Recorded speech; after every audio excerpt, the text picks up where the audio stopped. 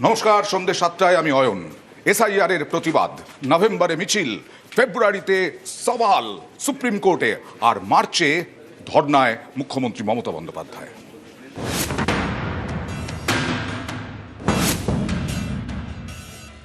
I have started my struggle from the beginning and my life will be end with the struggle. I am starting my dharna from after Dol 6th. Give me the moral support to fight for the people. And until and unless I am alive in this world. SIR এর প্রতিবাদে এবার ধর্নায় মমতা বন্দ্যোপাধ্যায়। শুক্রবার দুপুর 2টোয় ধর্নায় বসবেন তৃণমূল নেত্রী। একথা প্রথম জানান অভিষেক বন্দ্যোপাধ্যায়। 6 তারিখ মেট্রো চ্যানেলে মমতা বন্দ্যোপাধ্যায় নিজে এই নিয়ে প্রতিবাদ কর্মসূচি নিয়েছে। তিনি অবস্থান বিক্ষোভ এবং ধর্নায় দুপুর 2টো থেকে নিজে বসবেন। তারপরে পরবর্তী কর্মসূচি তিনি অ্যানাউন্স করবেন। এসআইআর করার নামে ভোটারদের নাম বাদ দেওয়ার চক্রান্ত, এই অভিযোগে শুরু থেকেই সরব মমতা বন্দ্যোপাধ্যায়।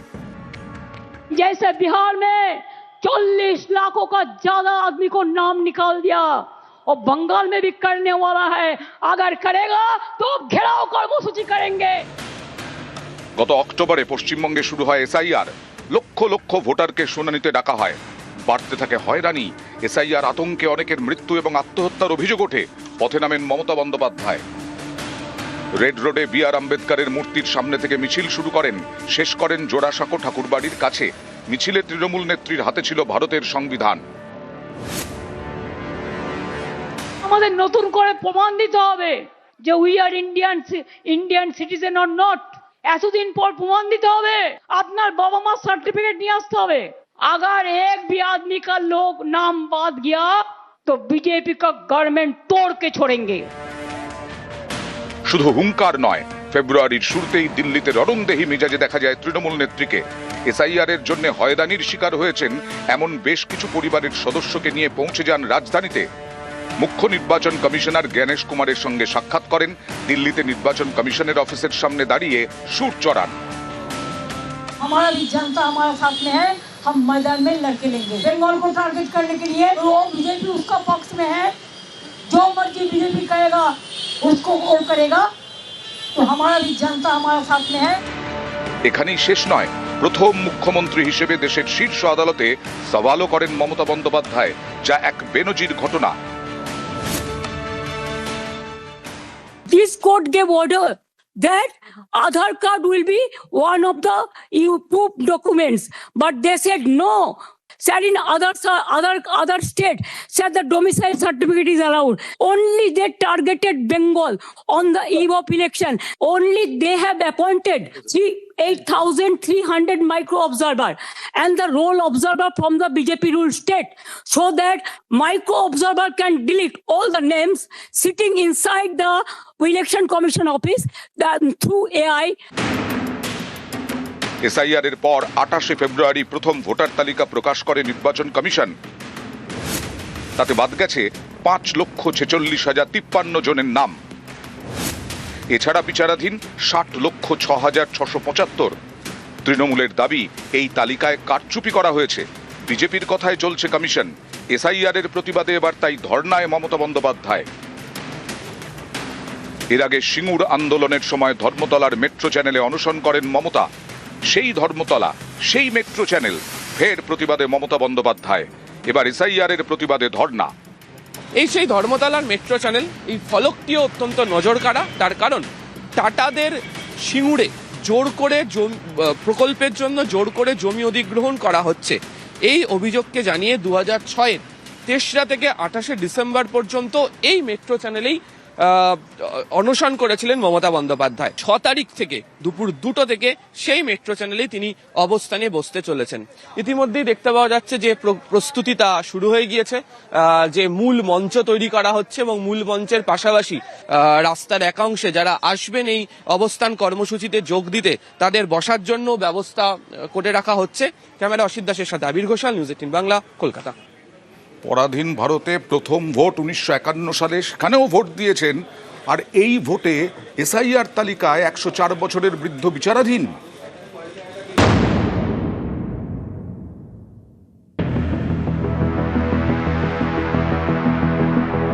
ইনি শেখ ইব্রাহিম।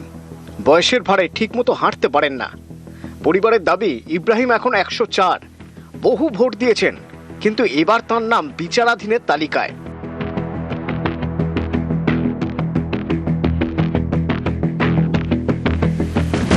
পূর্ব বর্ধমানের জামালপুর 1 নম্বর গ্রাম পঞ্চায়েতের 32 বিঘা। এখানকার বাসিন্দা শেখ ইব্রাহিম।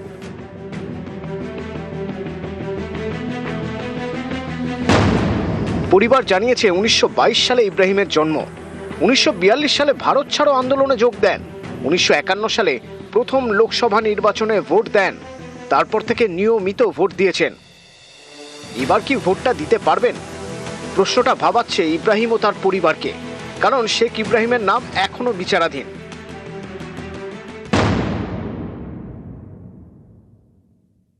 আপনার ব্রিজ যেটা আমরা যা আশা করছি এখন আপনারা যাচ্ছেন, আপনারা যাচ্ছি সবাই যায়। এটা হতে দেখেছি, থানের কাছে গেছি, থানের গায়ে ওকে হাত দিয়েছি, থান কত রুগের ওকে কাছে দেখেছি, সব দেখেছিলাম। আমার জীবনে এসব হয়েছে। পরিবারের দাবি দেখতে দেখতে 100 পার করেছেন ইব্রাহিম। এরই মধ্যে এসআইআর শুনানিতে তার ডাক পড়ে। বয়সের কারণে বাড়িতেই শুনানি করে কমিশনের প্রতিনিধি দল, কিন্তু প্রথম ভোটার তালিকায় ইব্রাহিমের নাম বিচারাধীন। এ নিয়েই পরিবারের সদস্যদের মধ্যে তৈরি হয়েছে ক্ষোভ। উনি দেশ স্বাধীন হওয়ার পর থেকে প্রথম যে ভোট চালু হয় তখন থেকেই উনি ভোট দিয়ে আসছেন, কিন্তু এবছর এই যে এসআইআর চালু হয়েছে, এসআইআর চালু হওয়ার জন্য আমার বাবাকে নোটিশ করে হিয়ারিংয়ের জন্য। এসে সমস্ত নথিপত্র যাচাই করে দেখে যান। সেখানে দেখা যাচ্ছে আমার বাবার নামের পাশে মানে আন্ডার জুডিকেশন লেখা আছে আর কি। মানে খুবই দুঃখজনক এবং অপমানজনক। হ্যাঁ, তিনি যদি ভারতের নাগরিক না হন তাহলে ভারতের নাগরিক কে? তিনি ভারতের স্বাধীনতা নিজে চাক্ষুষ করেছেন এবং এটা আমার মনে হয় যে নির্বাচন কমিশনের আর একটু দায়িত্বশীল হওয়া দরকার ছিল। পূর্ব বর্ধমানের জামালপুর থেকে ক্যামেরায় সন্দীপ পালের সঙ্গে শরদিন্দু ঘোষ, নিউজ 18 বাংলা। প্রথম তালিকা ভোটার লিস্ট এখনো পর্যন্ত প্রকাশের পরেও ক্ষোভ বিক্ষোভ চলছে, কারণ দেগঙ্গায় কোথাও একই বুথে 350, 400, শান্তিপুরেও সেম বাদ। দেখুন,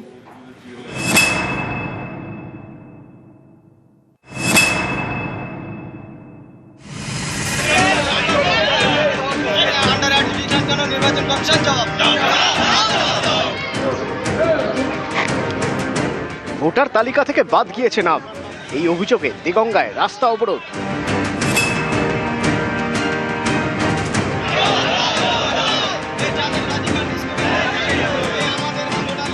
উত্তর 24 পরগনার দেগঙ্গার রানীহাটি।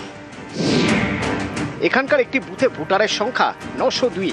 অভিযোগ, এর মধ্যে প্রথম ভোটার তালিকায় বাদ গিয়েছে 400 জনের নাম, বিচারাধীন 200। এ নিয়েই তৈরি হয়েছে ক্ষোভ। বুধবার রাস্তা অবরোধ করেন স্থানীয়রা।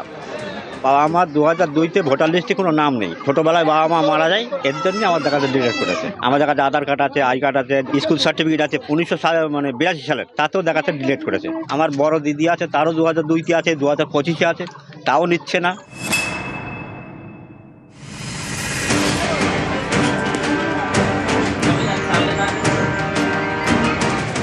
এক বুথে 350 নাম বাদ। নদিয়ার শান্তিপুর বিধানসভার হরিপুর গ্রাম পঞ্চায়েত।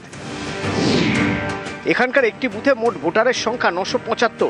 অভিযোগ, এর মধ্যে বাদ গিয়েছে 350 জনের নাম। এতেই তৈরি হয়েছে উদ্বেগ। 350 জন মতন মানুষের ভোট বাদ গেছে। ভারতবর্ষের যত ধরনের প্রমাণপত্র আমার রয়েছে, পিএলও সেখানে জানিয়েছে ফর্ম 7 আমাদের বিশেষ কিছু লোকের নামে জমা পড়েছে। এটা চক্রান্ত করে আমাদের ভোটটা কাটা হয়েছে।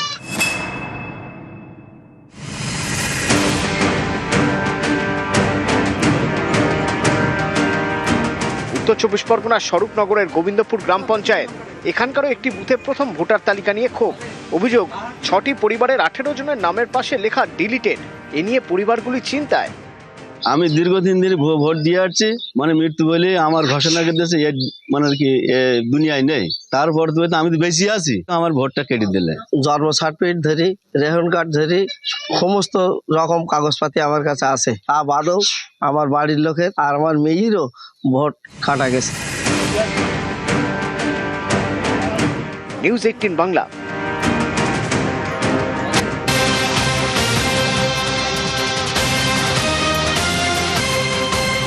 রাতে অর্থাৎ 8ই মার্চ রাতেই ফুল বেঞ্চ এ রাজ্যে, নির্বাচন কমিশনের ফুল বেঞ্চ এ রাজ্যে আসছে 8ই মার্চ রাতেই। কথা বলবো প্রতিনিধি সোমরাজের সঙ্গে। সোমরাজ, মূলত এই ফুল বেঞ্চের ভূমিকা কি হয়, কি বিষয় খতিয়ে দেখেন তারা? দেখো, মূলত বিধানসভা ভোটের প্রস্তুতি খতিয়ে দেখার জন্যই জাতীয় নির্বাচন কমিশনের ফুল বেঞ্চটি আসে।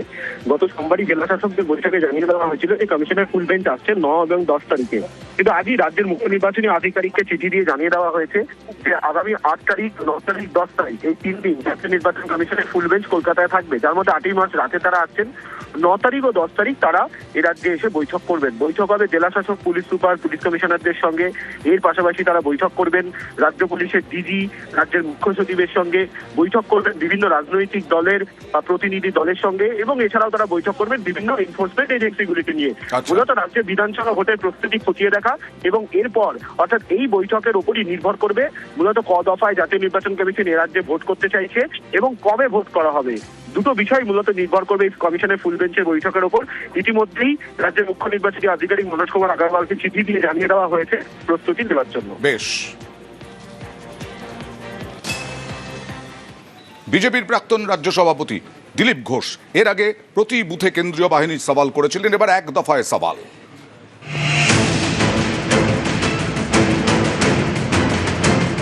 রাজ্যে বিধানসভা ভোট কবে থেকে শুরু হবে, কত দফায় হবে, এ নিয়ে নানা জল্পনা। এরই মাঝে বুধবার এক দফায় ভোটের পক্ষে সওয়াল করলেন বিজেপি নেতা দিলীপ ঘোষ। এটা করতো নির্বাচন কমিশন যে সব জায়গায় সাফিসিয়েন্ট সিকিউরিটি ফোর্স দিতে হবে, সেই জন্য এক জায়গা থেকে এক জায়গায় তাদেরকে শিফট করতে হয়, সেই জন্য সময় লাগে। কারণ কি সব জায়গায় এত ভয়ঙ্কর ভয়ের পরিবেশ থাকে, এত সন্ত্রাস থাকে, সেন্ট্রাল ফোর্স ছাড়া লোকে ভোট দিতে বেরোবেই না, সেই জন্য করেছে। যদি সাফিসিয়েন্ট সেন্ট্রাল ফোর্স সাপ্লাই করা হয় একদিনেও হতে পারে সব জায়গায়। অনেকেই বলছেন দিলীপ ঘোষের এই মন্তব্য রাজনৈতিক দিক থেকেও তাৎপর্যপূর্ণ। বিরোধীদের দাবি একাধিক দফায় ভোট হলে তৃণমূলের সুবিধে, কারণ সেক্ষেত্রে তারা নিজেদের কর্মীদের এক জায়গা থেকে আরেক জায়গায় পাঠিয়ে ভোট করানোর সময় ও সুযোগ পেয়ে যায়। গণতন্ত্র রক্ষায় যদি সামরিক বাহিনী, আধা সামরিক বাহিনী, নিরাপত্তারক্ষী, কেন্দ্রীয় বাহিনী এনেই কাজ হতো, তাহলে চীন বা পাকিস্তান বা উত্তর কোরিয়ায় সামরিক বাহিনীর দখলে থাকা দেশগুলিতে অনেক ভালো গণতন্ত্র থাকতো। গণতন্ত্র মানুষকেই মানতে হয়। দিলীপবাবু যেটি বলেছেন সেটি একটি হয়তো সাময়িকভাবে কয়েকদিনের জন্য সামান্য কাজ করতে পারে, কিন্তু দিনের শেষে পশ্চিমবঙ্গের মানুষের গণতন্ত্রের বোধ, রাজনৈতিক নেতাদের এবং বিশেষ করে বিশ্বজুড়ে বাঙালিদের যে গণতন্ত্রের বোধ, সেই বোধ যদি না থাকে সেক্ষেত্রে খুবই মুশকিল এই ধরনের 1 দফা 7 দফা এই সমস্ত করে পশ্চিমবঙ্গের নির্বাচনী হিংসা, জোর করে অন্যের ভোট দখল করা, বুথ দখল করা, এই বিষয়গুলি থেকে বেরোনো আমাদের পক্ষে শক্ত।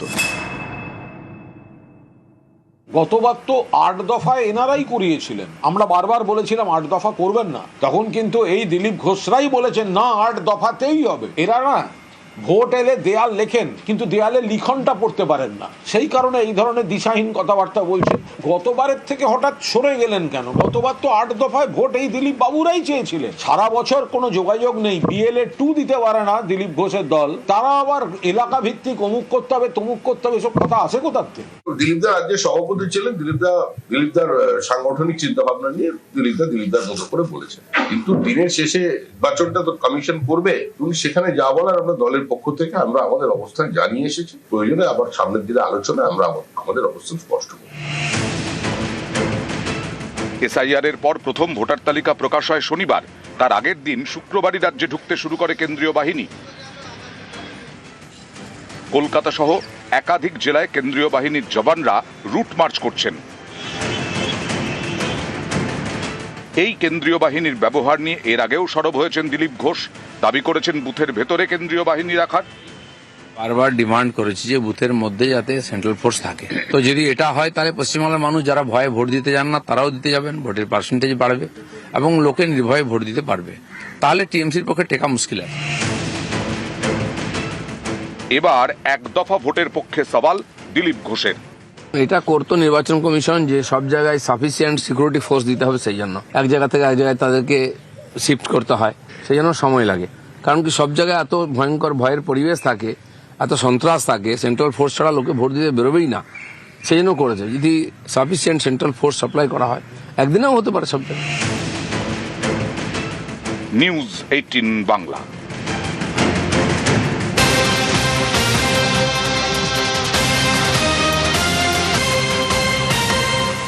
এবার বারাসতের খবর দেখাবো। এলাকার দখল নিয়ে বিজেপির গোষ্ঠীদ্বন্দ্ব, এরকমটাই জানা যাচ্ছে। বিজেপির নেতাকে বাঁশ দিয়ে মাথা ফাটল বিজেপি নেতা সুভদ্রা মণ্ডলের। অভিযোগ বিজেপি ওয়ার্ড সভাপতির বিরুদ্ধে। বারাসাতের 15 নম্বর ওয়ার্ডের বিজয়নগরের ঘটনা। এলাকা দখল নিয়ে ঝামেলায় হামলার অভিযোগ। অভিযুক্ত বিজেপি নেতা সুদর্শন দাস আটক।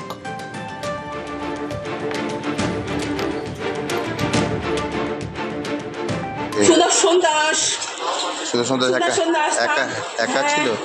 তার 3-4 দিন আগে সুদর্শন ওর বউ, ওর মেয়ে, ওর ভাইয়ের বউ আমার বাড়ি গিয়ে গন্ডগোল করে আমাকে রাস্তায় ফেলে মেরে এদিকে মুখ কেটে দিয়েছে, মাথায় লেগেছে চোট। হ্যাঁ, এর বিচার আমি চাই। বাঁশের সাথে শিকল বেঁচিয়ে মেরেছে। মুখ্য নির্বাচনী আধিকারিক মনোজ কুমার আগরওয়ালের সঙ্গে দেখা করার দাবিতে অবস্থানে বামের। আজকে এসআইআরে যে নাম বাদ গেছে বা যেগুলো অ্যাডজুডিকেশনের মধ্যে আছে তার প্রতিবাদে আজকে মুখ্য নির্বাচনী আধিকারিকের সঙ্গে দেখা করার দাবি জানিয়েছিল বামেরা এবং অবস্থান সিইও দফতরের সামনে। মিছিল করে সিইও দফতরে অভিযান বামেদের। বিমান বসু, মোহাম্মদ সেলিম, সুজন চক্রবর্তীরা ছিলেন মিছিলে। এসআইআরে বৈধ ভোটারদের নাম বাদের অভিযোগ। তাহলে যারা দুয়ে ম্যাপিং পার হয়েছে তাদের সবার নাম থাকবে, আর তারপরে নির্বাচন কমিশন বলুক যে ম্যাপিংয়ে যারা বাদ হলো কেন বাদ হলো। বিচারাধীন পাঠানো হচ্ছে, বিচার প্রার্থী করা হচ্ছে, এটা তো বিচার চাইনি, তাই তো একতরফা মামলা হলো। কেন হলো? তাহলে এক্সিকিউটিভ ফেল করলো একেবারে নিচের তলা থেকে সিও পর্যন্ত, কাদের ইসিআই পর্যন্ত, কাদের অপদার্থ জন্য এটা হলো। নির্বাচন চেয়েছি আমরা, নির্যাতন না।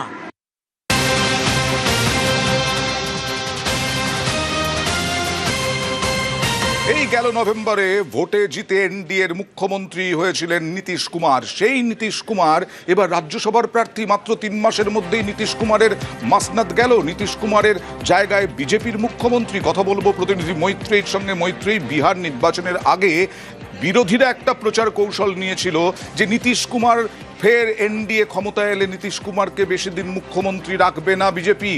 এত সহজে মেনে নিলেন রাজ্যসভার প্রার্থী হতে নীতিশ কুমার, নাকি কোনো বিকল্প কোনো ভাবনা রয়েছে? দেখো, এই মুহূর্তে দাঁড়িয়ে নীতিশ কুমারের কাছে খুব বেশি অপশনও খোলা ছিল না এই প্রস্তাব মেনে নেওয়া ছাড়া।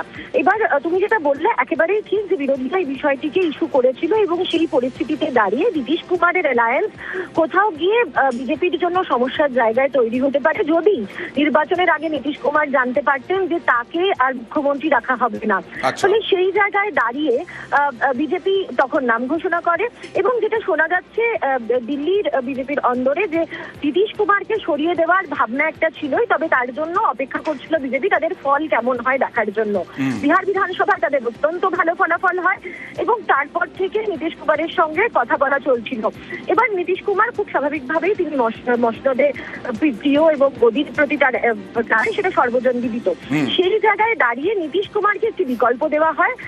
নিশান্ত কুমার তাকে ডেপুটি সিএম করার প্রস্তাব দেওয়া হয় এবং সেই প্রস্তাবে সহমত হওয়ার পরই নীতিশ কুমারের নাম রাজ্যসভার জন্য চূড়ান্ত করে জেডিইউ। এবং যেটা এখনো পর্যন্ত আমরা জানতে পারছি যে আগামীকালই, যেহেতু নমিনেশন জমা দেওয়ার শেষ দিন রাজ্যসভা নির্বাচনের, আগামীকালই নিজের নমিনেশন জমা দিতে চলেছেন নীতিশ কুমার। বেশ।